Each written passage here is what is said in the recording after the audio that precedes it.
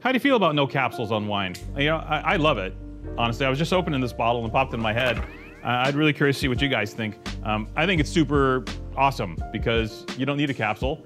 And fact of the matter is, you can really see if the wine's been cared for or not. You know, if there is any leakage or seepage. I just think it's totally cool. You know, just digressing before we actually get into the piece itself. It's like a pre-topic digression. Like we haven't gotten into it yet and we've already... Anyway, Jacob Franklin, Zinfandel. All right, gang, here's a little trivia for you. We're gonna put our nerd hats on. Only 9 vineyards in the Napa Valley left that were planted prior to 1920. Think about it, let that sink in for a minute. The whole Fargane at Napa Valley, 9 sites left with vines planted prior to 1920. That's nothing, gang. King Cabernet has wiped out every old planting in the Napa Valley, with a few rare exceptions. Today, this is one of them. We're selling you that exception. Not only that, it's at an exceptional price. Thank you. Jacob Franklin, Morisoli Vineyard, Rutherford, Zinfandel. Rutherford, expensive real estate. You can't have Zinfandel Rutherford anymore. It's cheap. Zinfandel's cheap. Rip it up, plant Cabernet, sell it for half the price that Andy Beck's offers, so $10,000 a ton. Just make yourself some money. Well, these guys, they do make money. The Morisoli Vineyard is one of the top Cabernet Sauvignon vineyards in Rutherford, has been forever. One of the iconic growers in the Napa Valley on the west side of the 29, the Morisoli Vineyard is, and legendary wines. I've had so many great Cabernets from the Morisoli Vineyard, I can't even begin to count. I've also had a bunch of great Zinfandel from the Morisoli Vineyard. Now, Morisoli's kind of tucked in, kind of next to like Scarecrow and like Inglenook, so like the neighborhood. And the deal is there's Cabernet, but in the middle, pretty much in the middle of the vineyard, there's a small plot remaining of mostly old vine Zinfandel planted with 9 other, if memory serves, varieties that was originally planted in the 1880s, and then it got phylloxera, I think, and they tore it out and they replanted either, I don't know, 1902 seems to be the date that most people can settle on. So this is actually a replanting of an 1880s vineyard in 1902, and those plantings stuck. So we're talking 120-year-old vines in the heart of the Napa Valley. Remarkable. Now, the Corson family, Ray Corson founded Elise in the 1980s, very famous label. Famous label to us. We've sold a ton of Elise wines over the years. We love Ray, we love his wines. And his son Jake started up Jacob Franklin a few years back. And then, you know, they sold Elise to a couple up there in Napa, and now Russell Bevan is making the Elise wines. But in the meantime, they still had a contract, they still had a few years left in their contract with the Morisoli Vineyard. So they're still making this wine. As of 2022, that contract expired, I believe. And Elise, or Morisoli's taking all the vineyard back and making their own wine.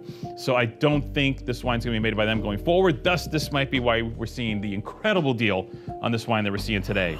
So 120-year-old vines, mostly Zinfandel, 75% Zinfandel, with the balance being a bunch of grape varieties I could rattle off to you, and you'll be like, classic old vine field blend that the Italians would have planted during this time. Mostly Zinfandel with stuff. Now,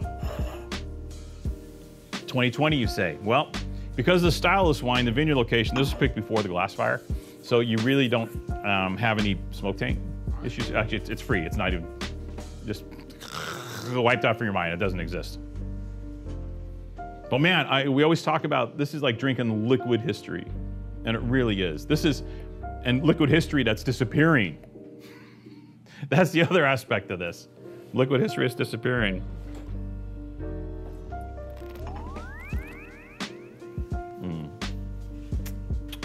And there's something about Napa Zin because it's stoic. It's a little stoic. It's very pedigreed. Has that little peppery snap to it. There's more mineral. There's more structure in Napa Zin. Always has been. Remember, a bit of Napa, especially in Rutherford, can sometimes be, it's warmer. So that warmth but for some reason it doesn't impart jammier flavors. What it does impart is more a structure. There's a more richness, there's a greater intensity to the tannin structure of these Napa Valley Zinfandels. And this wine has it. It is absolutely gorgeous. It is not jammy. It is not porty. 14.2 alcohol, right? So, and I'm not an alcohol guy, I don't look usually, but I know it's important to some people. In this case, you have just pinpoint precision with this Zinfandel. It is absolutely exquisite, and I love Zinfandel. And I love drinking wines from this site. And I've been drank Elise's Morisoli Zinfandel in the mid-90s. Can't tell you how much of it I drunk. And you know, it's funny, even back then without the interwebs, and thank you, Al Gore, you know, even without all that, we really didn't know the background of the vineyard other than it was Morisoli. You know, the Zin could have been planted at the same time as the Cabernet. We really never asked Ray about the vines and how old they were and such. And when we did the research in this and got all the info, it was shocking and stunning and beautiful and amazing. Okay. Wow, dangerous. 9 barrels made. These are old vines. They produce nothing. The patch is small. You get 9 barrels total. We just bought one of those.